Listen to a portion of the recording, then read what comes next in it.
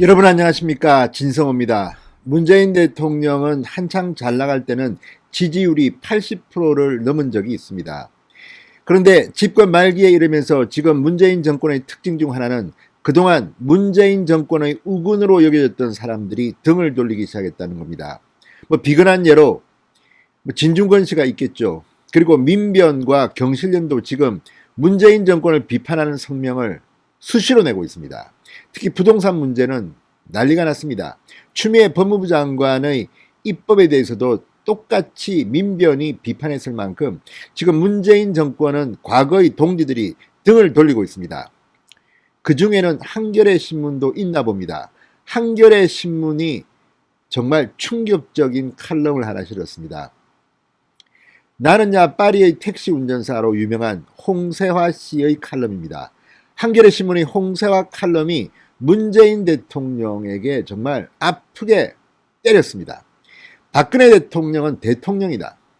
문재인 대통령은 임금님이다. 박근혜는 대통령, 문재인은 임금님이라고 했습니다. 왜 그런 말이 나왔을까요? 참으로 이상하게 변해버린 문재인의 현재를 아프게 때렸습니다. 그리고 홍세화 씨는 말합니다. 내가 이 칼럼을 쓰면 심기를 불편하게 해서 집중포화를 맞을 것 같아. 그럼에도 써야겠다. 문재인 대통령이 조금이라도 변했으면 좋겠다는 희망을 담았습니다. 왜 홍세화 칼럼은 박근혜는 대통령인데 문재인은 임금님이라고 했을까요? 충격적인 이유가 있습니다. 진성호의 융단 폭격 시작합니다. 문재인 대통령을 융단 폭격합니다.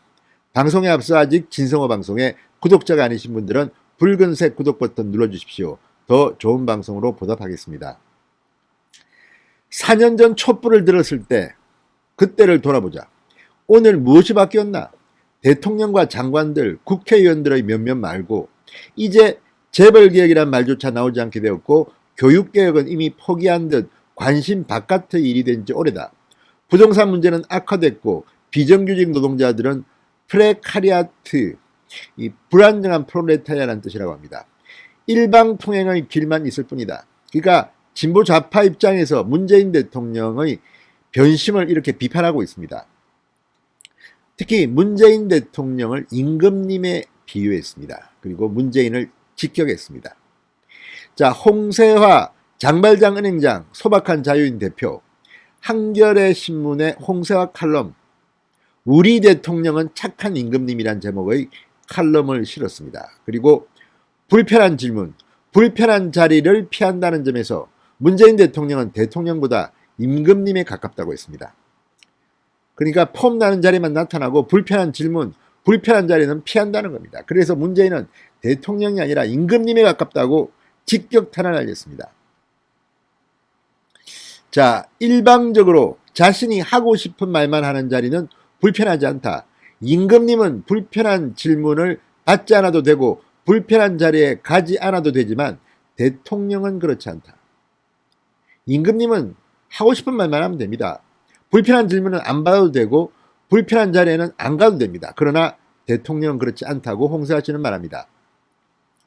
박근혜 전 대통령이 팽목항에 가야 했던 것도 임금님이 아니라 대통령이었기 때문이다. 이렇게 썼습니다. 세월호 때 이야기입니다. 박근혜 전 대통령이 팽목항에 가야 했던 것도 임금님이 아니라 대통령이었기 때문이다. 문 대통령이 불편한 자리, 불편한 질문을 피하면서 임금님처럼 처신하는 방식은 비슷한 구도를 갖는다. 이렇게 말했습니다. 대통령으로서 세월호 참사 유가족을 만나 위로하면서 진상규명을 약속하고 김용균 씨 유가족을 만나 위로하고 김용균법을 약속한다. 그러나 세월호 참사 진상규명은 지지부진하고 김용균이 적용되지 않는 김용균법이 제정된다. 그때부터 질문도 받지 않고 불편한 자리도 찾지 않는 임금님이 되는 시기다. 문재인 대통령이 이렇게 대통령이 아니라 이제 임금님으로 변하고 있다고 비판합니다.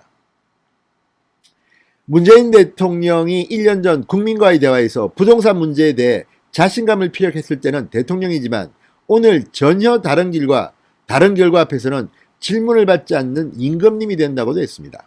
지금 그렇습니다. 문재인 대통령 요즘 부동산 이야기 하는 거 보셨습니까? 자, 1년 전 MBC TV에 출연해서 국민과의 대화에서 부동산 문제 잡겠다고 했습니다. 지금 어떻습니까? 엉망진창이 돼버렸습니다.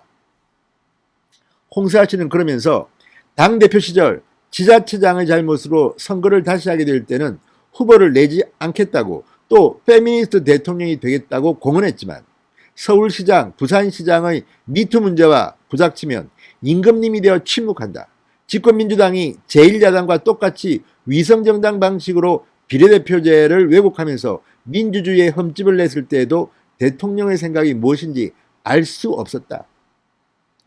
자, 어쨌든 문재인 대통령은 겉으로는 정의, 공정 뭐 이런 걸 이야기하고 민주를 이야기하지만 하는 짓은 뒤에서 호박씨 간다는 말들이 나옵니다. 다 이런 이유입니다. 본인에게 불리한 이야기를 하지 않습니다.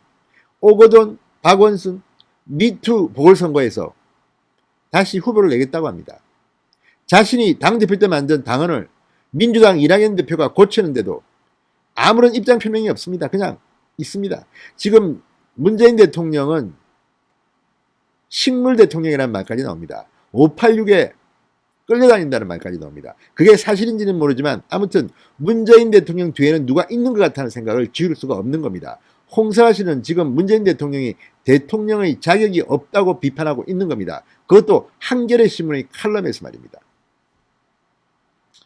자, 홍세화 씨는 추미애 법무부 장관과 윤석열 검찰총장 사이에서 벌어지는 흥미진진한 공방, 국회에서 벌어지는 저급한 공방들은 인민의 삶이 조금도 바뀌지 않는 세상을 가려주는 스펙타클이다. 여기에 가해서 지금 문재인 정부가 말했던 그런 일들, 민생은 실종됐다는 의미로 해석됩니다. 자, 홍세화 씨는 이 칼럼으로 자신이 집중포화를 받을 것이라는 것을 예감했습니다. 칼럼 마지막에 이렇게 썼습니다. 나는 잘 알고 있다. 이 글이 시민들의 심기를 무척 불편하게 하리라는 것을. 집중포화를 받을 것이다. 그럼에도 우리들의 착한 임금님을 조금이라도 불편하게 하여 대통령의 자리를 되돌아볼 수 있게 한다면 그것으로 이 서생은 기쁠 것이다. 이제 진보좌파 진영의 원로 칼럼니스트조차도 문재인 대통령을 임금님에 가깝다고 합니다. 그리고 조금이라도 더 불편하게 해서 대통령의 자리를 되돌아볼 수 있게 한다면 그것으로 이 서생은 기쁠 것이다. 문재인은 점점 더 국민으로부터 멀어지고 있는 것으로 보입니다. 한겨레가 오죽하면 이런 칼럼을 쓰겠습니까? 진성호의 융단 폭격이었습니다. 여러분 감사합니다.